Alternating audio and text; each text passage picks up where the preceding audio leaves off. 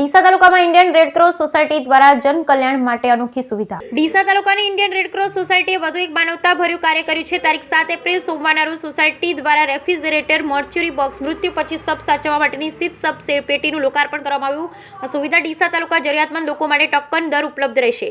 આ શીત શબ પેટી કાયમી ધોરણે ગાંધીલિકન હોસ્પિટલ બગીચા રોડ ડીસા ખાતે રાખવામાં આવી છે। જે કોઈને પણ તેની જરૂરિયાત હોય તેઓ મોબાઈલ નંબર 99790 20 844 અને 98791 08987 પર ગાંધીલિકન હોસ્પિટલનો સંપર્ક કરી શકે છે। Indian red cross society chairman Shri Prakashbhai Rameshchandra ઠક્કરના શુભ હસ્તે લોકાર્પણ વિધિ સોસાયટીના અન્ય અધિકારી, કારોબારી કમિટીના સભ્યો અને અન્ય સભ્યોની ઉપસ્થિતિમાં સંપન્ન થઈ।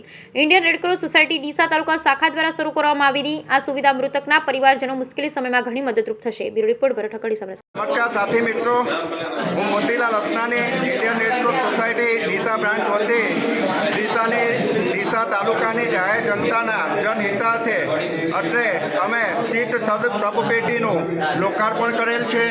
જે ગાંધીલિંકન હોસ્પિટલ ખાતે કાયમી ખાતે 24/7 365 દિવસ ઉપલબ્ધ રહેશે અને એનો અમે કોઈ પણ ચાર્જિસ લેવાના નથી। ફક્ત લાવવા લઈ જવા પેટે 500 રૂપિયા દૈનિક અને 2000 ડિપોઝિટમાં ડીસાના તાલુકાની જાહેર જનતા આનો લાભ લઈ શકે છે।